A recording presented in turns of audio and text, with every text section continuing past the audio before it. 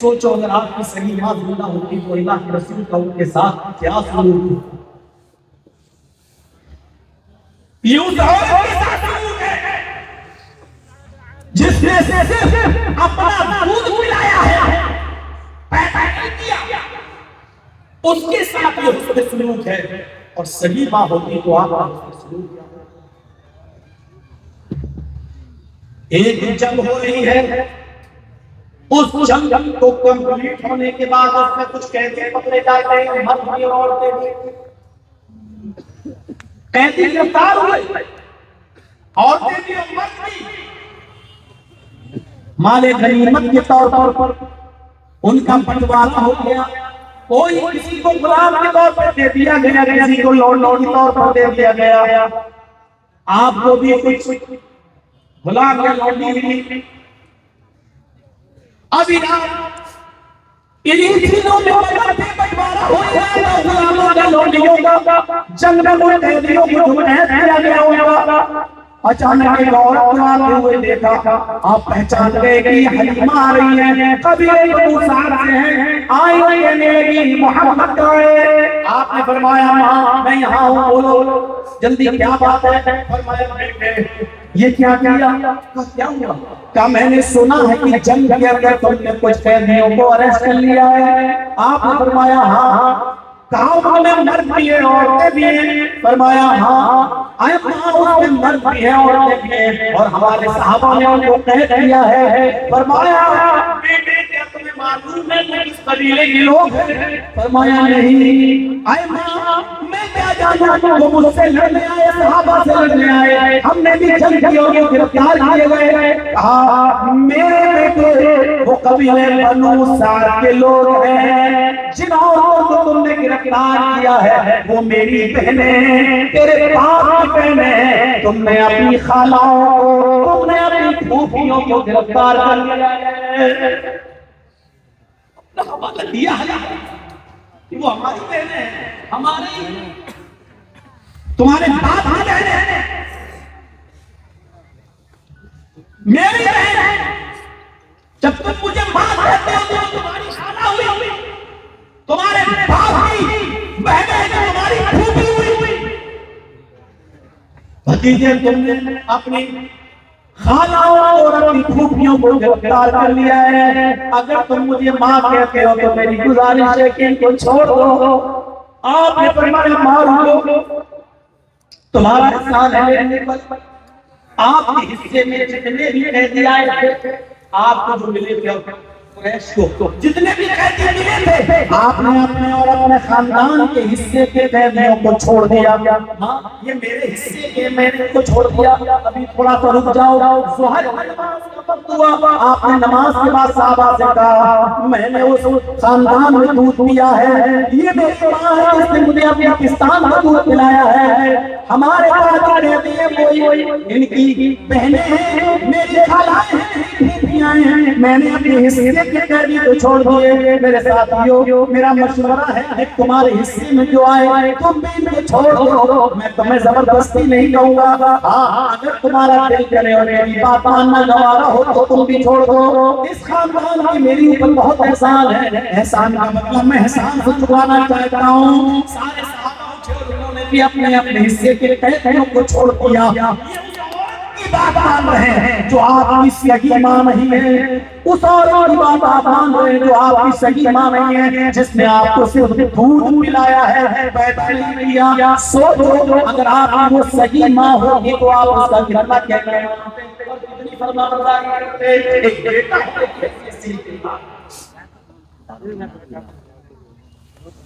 بول والو لیٹسٹ پوری زندگی کی تقریر آج تک اس انداز میں جو آج میں نے آپ کے سامنے اس انداز سے ہم نے رکھی ہے، بیٹا ہونے کی حیثیت سے یہ کتاب ہے۔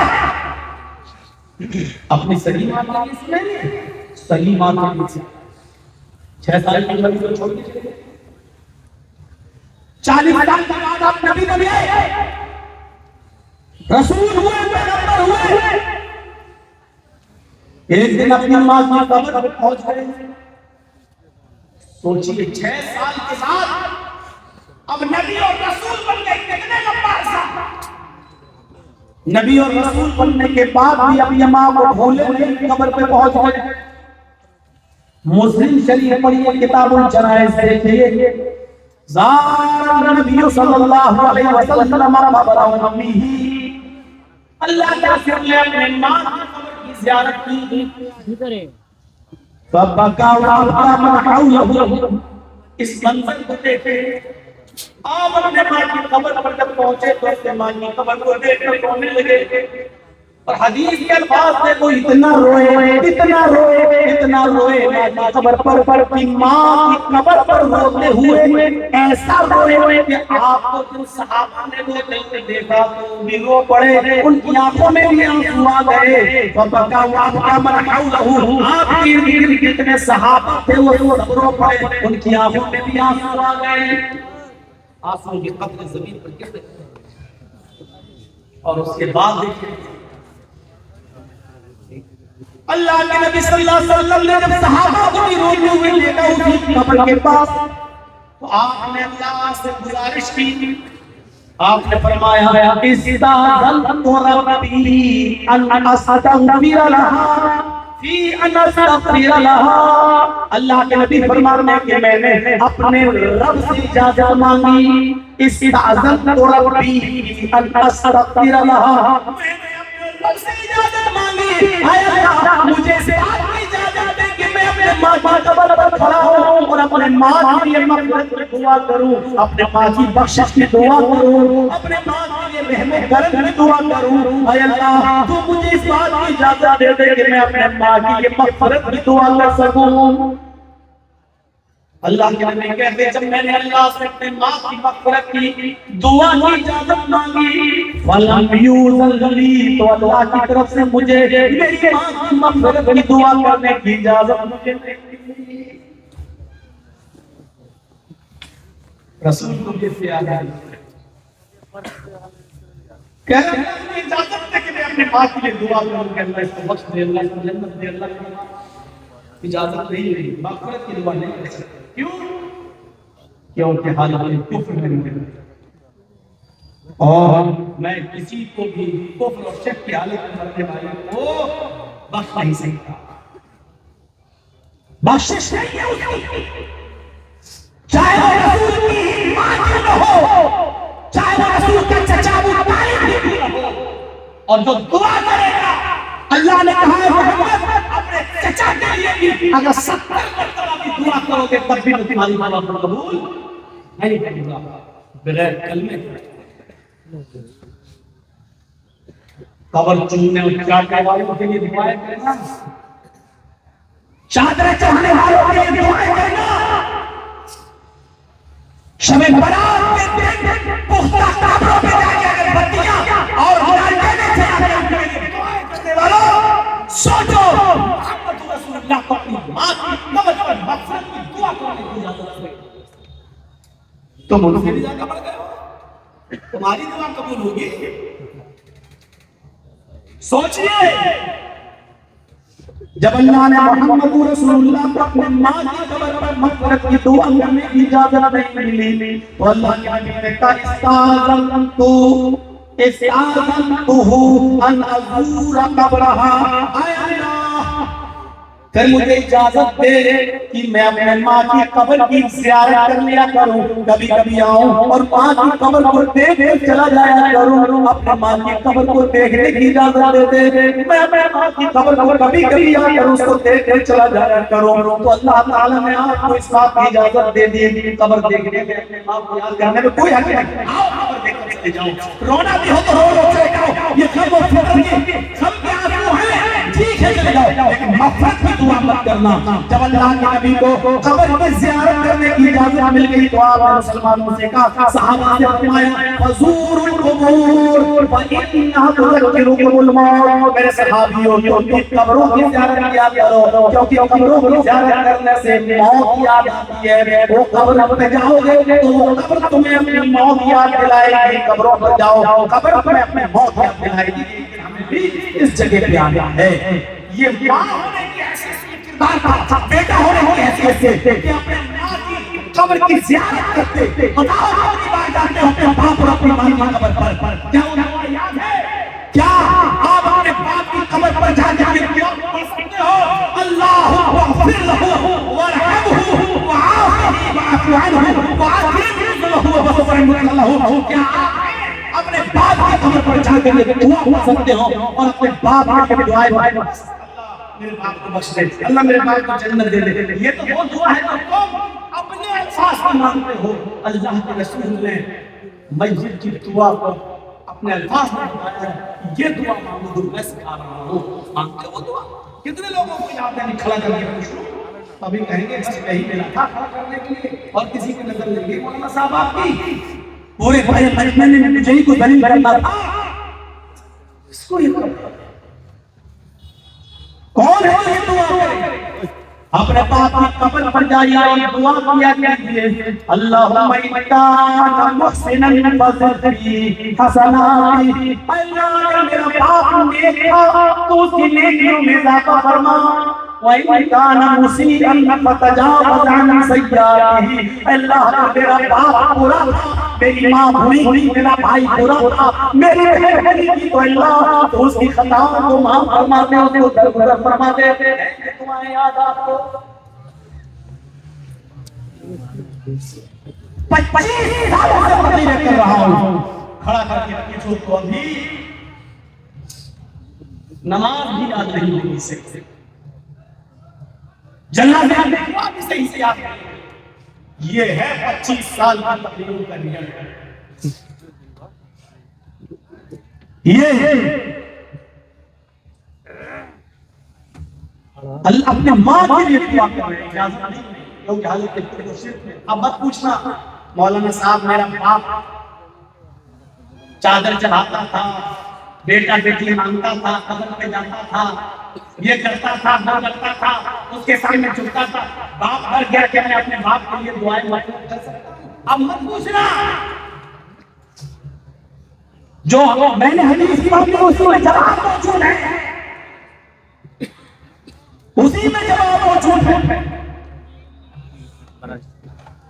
یہ نبی کی زبان سے نکل گیا، پوچھنے والے نے پوچھا اللہ کا رسول میری ماں بھی زندہ ہے، میرا باپ بھی زندہ ہے، حسن سلوک کا سب سے زیادہ مستحق کون ہے؟ ماں کے ساتھ زیادہ اچھا سلوک کرو یا باپ کے ساتھ؟ آپ نے کہا تیری ماں، پوچھنے والے نے پھر پوچھا اللہ کے نبی اس کے بعد، آپ نے کہا تیری ماں، کہا اللہ کا نبی اس کے بعد، آپ نے کہا تیری ماں، کہا اللہ کا رسول اس کے بعد، آپ نے فرمایا تیرا باپ، یعنی باپ سے 3 گنا زیادہ حسن سلوک کی مستحق تیری ماں ہے، جس نے تجھے 9 مہینے اپنے پیٹ میں رکھا، اپنے پیٹ میں پالا، چلتی رہی پھرتی رہی، کر لیتی تیرا خیال رکھتی، سوتی تو تیرا خیال رکھتی، اٹھتی تو تیرا خیال رکھتی، تکلیف کے ساتھ مجھے اس نے جنا، اس لیے باپ سے 3 گنا زیادہ ماں حسن سلوک کی مستحق ہے۔ رہی ہے جس کو دعا کی خدمت کرنے کا زیادہ موقع نہیں ملا، یہ وہ ہستی ہمیں درس کر رہی ہے کہ ماں کے ساتھ باپ سے 3 گنا زیادہ حسن سلوک سے پیش آؤ۔ یہ بیٹے ہونے کی حیثیت سے آپ باپ بھی ہوں گے، شادی کے بعد باپ بنتا ہے نا آدمی، بیٹیاں بھی ہوں گی، بیٹے بھی ہوں گے، بیٹیاں ہوں گی، بیٹا ہوگا، کے پاس دونوں ہوں گے۔ اب باپ ہونے کی حیثیت سے نبی کا کردار دیکھیے، باپ ہونے کی حیثیت سے، بیٹا ہونے کی حیثیت سے آپ ماں کے ساتھ یہ کیا، اور باپ ہونے کی حیثیت سے اولاد کے ساتھ کیا کیا۔ ہم اپنی اولاد کے ساتھ کیا کرتے ہیں؟ اللہ کے نبی صلی اللہ علیہ وسلم کی شادی کے بعد خدیجہ سے 6 بچے پیدا ہوئے، سب سے پہلے جو بیٹا پیدا ہوا آپ کا اس کا نام تھا قاسم، اور اسی جہت سے اللہ کے نبی کو کہا جاتا تھا ابو القاسم۔ قاسم کا انتقال ہو گیا، مکے میں پیدا ہوئے، قاسم کا انتقال ہو گیا، قاسم کی قبر کے پاس اللہ کے نبی کی آنکھوں میں آنسو آ گئے، ان کو دفنایا گیا تو آپ رو رہے تھے۔ اس کے بعد آپ کی 4 بیٹیاں پیدا ہوئی، زینب، رقیہ، ام کلثوم اور فاطمہ۔ اور فاطمہ کے بعد ایک بیٹا پیدا ہوا جس کا نام تھا عبداللہ۔ یہ بیٹا بھی مکے میں پیدا ہوا اور چھوٹے میں بچپن میں اس بچے کا بھی انتقال ہو گیا۔ جب عبداللہ کا انتقال ہوا تو کافروں نے بہت چوٹے لگائے، چڑھایا، لوگوں خوش ہو جاؤ، محمد کا دوسرا بیٹا بھی مر گیا، اب محمد کا کوئی بیٹا نہیں رہا۔ محمد کے مرنے کے بعد محمد کا دین ہی مر جائے گا، محمد کا دین ہی مٹ جائے گا، محمد کے مرنے کے بعد محمد کا نام نشان بھی ختم ہو جائے گا۔ اس لیے کہ باپ کے پیٹ کا نام بیٹا روشن کرتا ہے، اور بیٹا رہا ہی نہیں تو محمد کا نام کون روشن کرے گا؟ اس سے آپ کو بہت تکلیف ہوئی، لیکن اپنے بیٹے کی قبر پر آپ گئے اور آپ کی آنکھوں میں آنسو آ گئے۔ یہ بھی مکے کی زندگی رہی میرے بھائیوں، آپ اور سنیں گے تو آپ رہ جائیں گے۔ بیٹیوں میں تو آپ کی ایک بیٹی سب سے بڑی تھی، اس کا نام زینب تھا۔ زینب تھا، پیدا ہوئی، بڑی ہوئی، ان کی شادی ہوئی، شادی کے بعد ان کا حمل میں ٹھہرا، پیٹ میں بچہ ہے۔ حضرت زینب پیٹ میں بچہ ہے اور اسی وقت لوگ مکہ سے مدینہ ہجرت کر رہے ہیں۔ بیٹی کو بھی اجازت ملی، آپ کی بیٹی زینب بھی مکہ سے مدینہ کی طرف ہجرت کر رہی ہے۔ ایک اونٹنی پر بیٹھ کر جا رہی ہے، اونٹنی پر سوار ہے اور مدینے کی طرف جا رہی ہے۔ ایک دشمن جس کا نام حمار ابن اسود ہے، اس حمار ابن اسود نے اونٹنی کو تیر مار کے زینب کو گرانا چاہا تاکہ اونٹنی کو زخمی کر کے زینب کو پکڑ لیں اور گرفتار کر لیں۔ جب زینب کو اریسٹ کر لیں گے تو اپنی بیٹی کو چھڑانے کے لیے محمد ضرور آئیں گے، اور جب محمد آئیں گے تو ہم محمد کو پکڑ لیں گے، ان کو اریسٹ کر لیں گے، گرفتار کر لیں گے، اور جو مانگیں گے وہ مجھے مل جائے گا۔ یہ لہٰذا انہوں نے اونٹنی کو تیر مارا حمار ابن اسود نے، لیکن تیر نشانے سے چوک جاتا ہے، نشانہ خطا کر جاتا ہے، اور تیر بجائے اونٹنی کو لگنے کے حضرت زینب کے پیٹ میں لگتا ہے۔ حضرت زینب کا پیٹ پھٹ جاتا ہے، بچہ زمین کے اوپر گر جاتا ہے، سہارا دیا گیا، تسلی دی گئی، اور اسی ہاتھ میں حضرت زینب کو اوپر سوار کر کے مدینہ لایا گیا۔ جب ہوش آیا اور زینب کو پتہ چلا کہ میرے پیٹ میں جو بچہ تھا وہ گر گیا، حمل ساقط ہو گیا، تو اس صدمے کو برداشت نہ کر سکی اور حضرت زینب کا بھی انتقال ہو جاتا ہے۔ اسی صدمے کو حضرت زینب بھی انتقال کر جاتی ہے۔ اللہ کے نبی کو پتہ چلتا ہے کہ میری بیٹی زینب کا انتقال ہو گیا ہے۔ آپ آئے اور جب آپ کو دفن کیا جا رہا تھا، حضرت زینب کو مٹی دی جا رہی تھی، اس وقت اللہ کے نبی کے آنکھوں میں آنسو تھے، آپ رو رہے تھے۔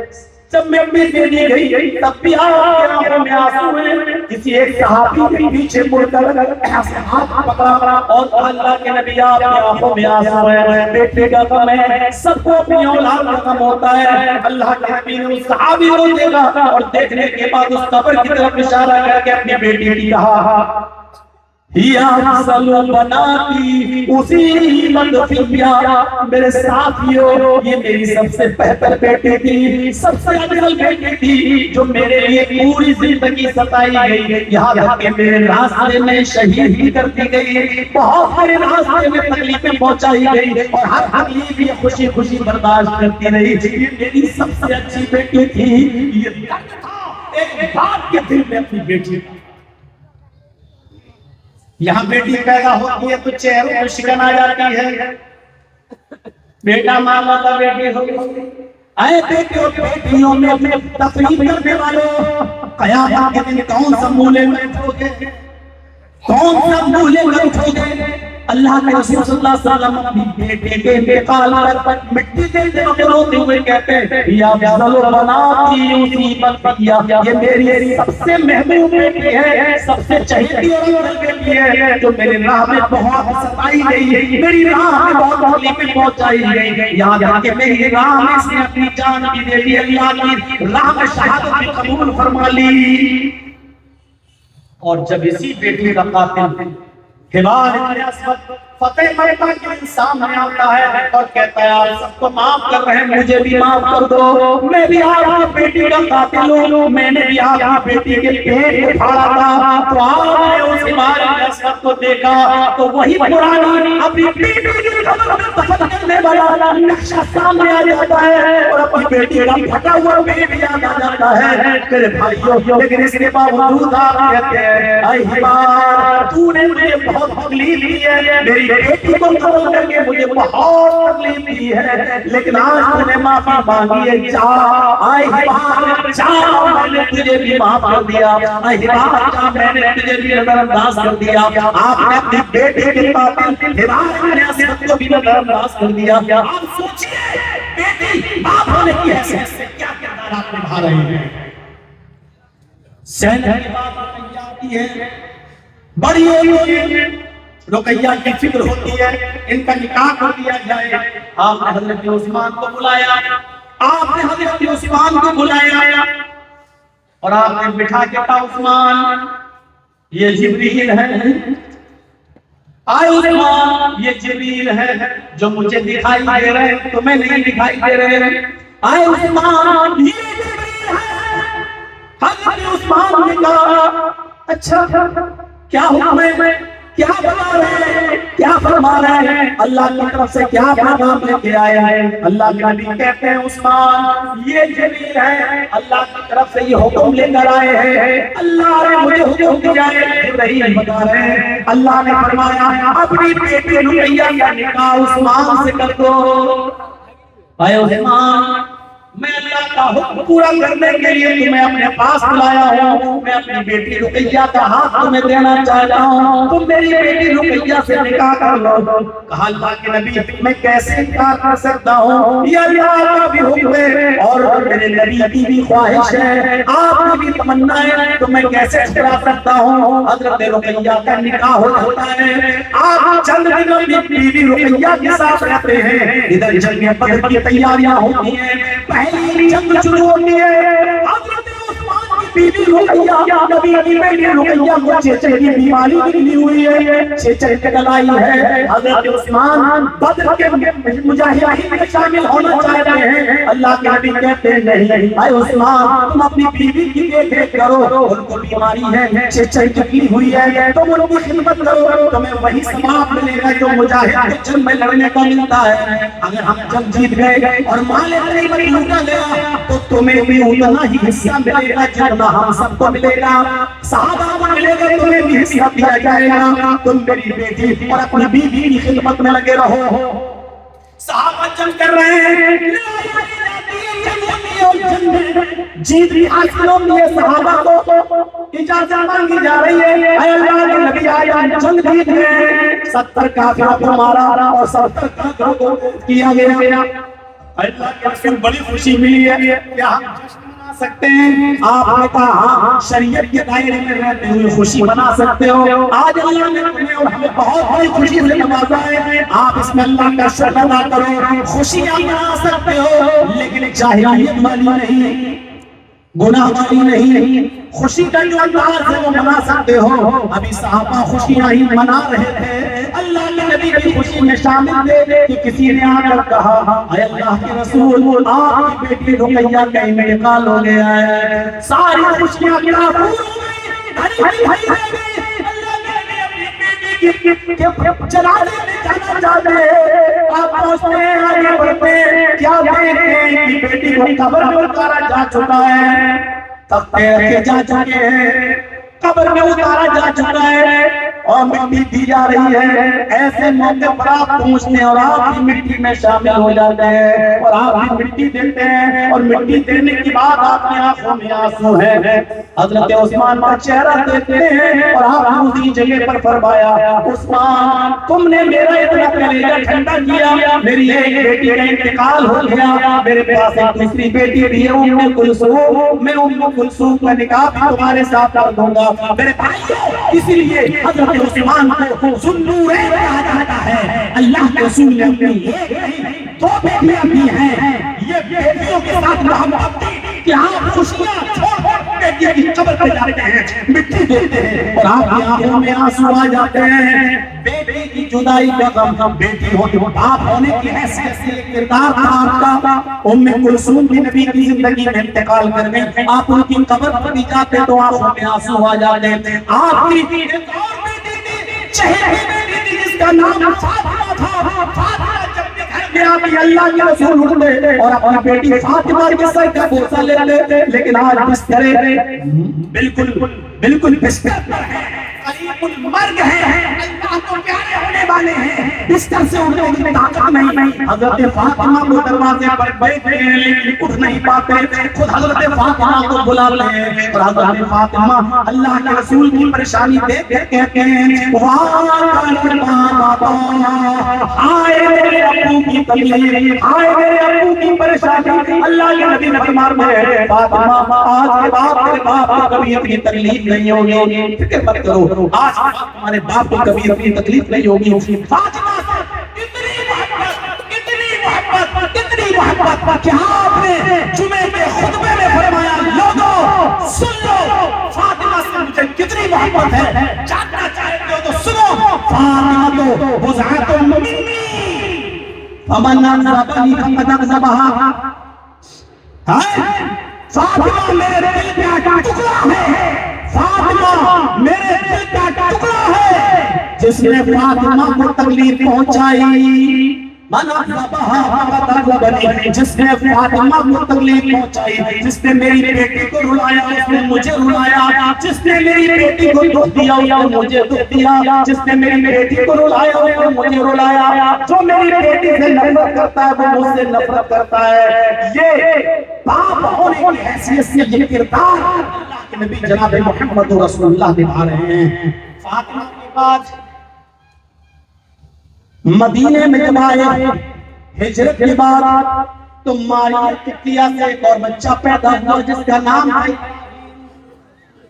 دو بچے تو لڑکے قاسم اور عبداللہ مکے میں پیدا ہوا، مکے میں انتقال کر گئے، اب تیسرا بیٹا آپ کا مدینے میں پیدا ہوا جس کا نام آپ نے ابراہیم رکھا۔ آپ کو اندازہ ہونا چاہیے اس بچے سے اللہ کے رسول کو کتنی محبت تھی، جس نے بتایا اے اللہ کے رسول آج آپ کے گھر میں ایک بیٹا پیدا ہوا ہے، یہ خوشخبری جب آپ نے سنی تو آپ نے کہا خوشخبری سے آنے والے ابو رافع میں تجھے ایک غلام تحفے میں دیتا ہوں۔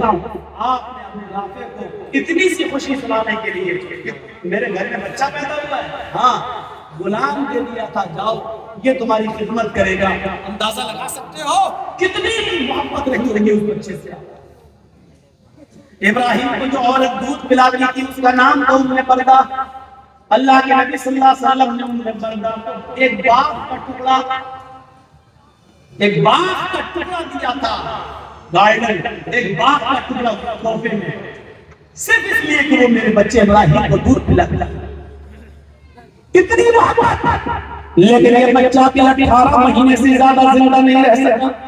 جب 1.5 سال کا ہوا تو اس کی طبیعت خراب، جہاں گلی کے عالم میں اور اللہ کے نبی نہیں موجود ہے، خبر آتی ہے ماریہ قبطیہ آپ کو بلا رہی ہے، آپ کا بیٹا ابراہیم بہت سخت بیمار ہے، جلدی جائیے۔ آپ دوڑتے ہوئے گھر جاتے ہیں، دروازہ کھلتا ہے، ماریہ قبطیہ ہاتھ پھیلائے ہوئے اور اپنے بیٹے محمد ابراہیم محمد رسول اللہ کے حوالے کر رہی ہے، لیجئے۔ اللہ کے نبی نے جیسے ابراہیم کو اپنی گود میں لیا، ابراہیم کو اپنی گود میں لیا تو ایسے ایسے سسکیاں لے رہا تھا بچہ، ایسے کر رہا تھا آخری وقت، اور جیسے ماریہ قبطیہ کی گود میں وہ بچہ ابراہیم اللہ کے نبی کے ہاتھ میں آیا، اس بچے کا انتقال ہو گیا، ابراہیم کا انتقال ہو گیا۔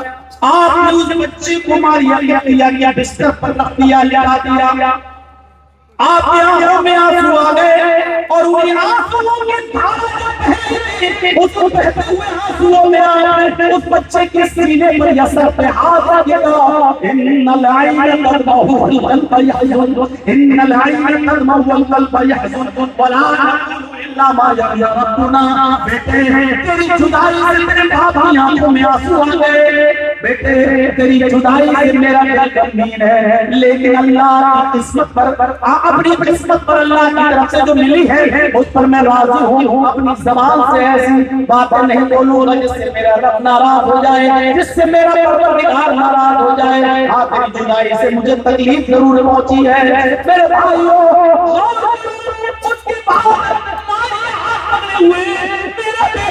मेरा बेटा अल्लाह के नबी, मेरा बेटा मेरे सरताज, मेरा बेटा दुनिया से चला गया। अल्लाह के नबी अपने बेटे इब्राहिम के सीने में हाथ रखकर कहते हैं इन्नी ला उगनी अन्की मिनल्लाहि शैया। अल्लाह मैं अल्लाह के फैसले पर मैं राजी हूँ। इन्नी ला उगनी अन्की मिनल्लाहि शैया, मैं कोई काम नहीं आ सकता, यानी मैं अपने बच्चे को जिंदगी नहीं दे सकता। मौत जिंदगी का मालिक तो अल्लाह है। इस मौके पर तौहीद का सबक भी दे रहे हैं, तौहीद का सबक भी दे रहे हैं कि जिंदगी देना भी अल्लाह के प्यार में और जिंदगी छीनना भी अल्लाह के प्यार में है। मारिया मेरे बेटे को अल्लाह ने ले लिया, मैं बेनियाज हूँ, मैं कुछ नहीं करता। अल्लाह ने क्या कहा, इन्नी उगनी मिनल्लाहि शैया, मैं कोई काम नहीं कर सकता, मैं कुछ नहीं कर सकता इसमें, न मैं अपने बेटे को जिंदगी दे सकता हूँ न मौत। ये दोनों काम तो अल्लाह के प्यार में है, मेरे बस में कुछ नहीं है। ये तौहीद का सबक भी दे रहे हैं। बाप होने की हैसियत, ये तो अपनी औलादें थी, अपनी औलादें। लोग अपने बेटे बेटे की औलादों से भी मोहब्बत करते हैं, करने वाले। आप दादा बन गए पोते से मोहब्बत, आप नाना बन गए नाना से मोहब्बत। अल्लाह के रसूल का मामला भी कुछ ऐसा ही था। खुतबा दे रहे हैं, मिंबर पर खड़े होकर खुतबा दे रहे हैं। छोटा बेटा है हुसैन, चला रहा है, गिरता है, उठता है। आपने नवासे हुसैन को देखा, मिंबर पर खुतबा देना छोड़ दिया, उतरे भागते हुए गए और अपने बेटे हुसैन को, नवासे हुसैन को उठाया और गोदी में लिया और मिंबर पर बिठा दिया। फिर खड़े होकर खुतबा दिया, फिर खड़े होकर खुतबा दिया। ये मोहब्बत अपने बेटे के बेटे से, आप अंदाजा लगाओ अपनी औलाद से कितनी मोहब्बत होगी जब नवासे से मोहब्बत का ये हाल है। एक दिन हजरत हसन को दाहिने कांधे पे बिठाया, एक दिन हजरत हुसैन को बाएं कांधे पे बिठाया। हसन दाहिने कांधे पर, हुसैन बाएं कांधे पर, और दोनों को उठाकर अपने कांधे पे बिठा के कहा अल्लाहु अकबर, इन्नी उहिब्बुहुमा व अहिब्बुहुमा। मोहम्मद तेरा ये नबी दोनों से मोहब्बत करता है, तू भी इनसे मोहब्बत कर। तेरा ये बंदा मोहम्मद इन दोनों से मोहब्बत करता है, तू भी इनसे मोहब्बत कर। वो अहिब्बु मन युहिब्बुहुमा, और वो सबसे मोहब्बत कर जो इन दोनों से मोहब्बत करे। यानी हर आदमी से मोहब्बत कर जो हसन और हुसैन से मोहब्बत करे। ये नमाज़ों से प्यार और मोहब्बत। मेरी मां बहनें अगर आई हैं और सुन रही है तो सुनो, अल्लाह के नबी नमाज पढ़ रहे हैं और आपकी नवासी ज़ैनब की बेटी उमामा खेल रही है और शरारत कर रही है, छोटी बच्ची है। आपने उस बच्ची को, नवासी को उठा लिया और गोद में ले लिया और गोद में लेकर आपने नमाज पढ़ी। और कई नमाजें आपने अपने नवासी उमामा को गोद में लेकर पढ़ी। ये बात की दलील है कि मेरी माँ और बहनों, ये बहाना नहीं चलेगा कि बच्चों की वजह से नमाज नहीं पढ़ पाते। हमारे बच्चे बड़े शरारती हैं, ये पेशाब कर देते, ये कर देते, ये बहाने नहीं चलेंगे। अल्लाह के रसूल ने नमाज पढ़ी, नमाज में शरारत कर रही है, उसको गोद में ले लिया और नमाज पढ़ी। इस बात का इशारा है कि अगर बच्चे शरारती हो तो उनको गोद में लेकर नमाज पढ़ो, लेकिन नमाज छोड़ने की इजाजत नहीं है। कयामत तक पैदा होने वाली और वो ये बता दिया कि ये बहाने नहीं चलेंगे तुम्हारे कि हम किसकी वजह से नमाज नहीं पढ़ते और उसकी वजह से। एक चीज और, बाप होने की हैसियत से, बेटा होने की हैसियत से किरदार देख लिया। आइए जरा एक किरदार शौहर होने की हैसियत से देख ले। यहाँ जितने बैठे हैं शादीशुदा भी होंगे, मेरे भाइयों, शौहर होने की हैसियत से आपका किरदार क्या? आपका किरदार क्या प्यार दिया था आपने अपनी बीवियों को?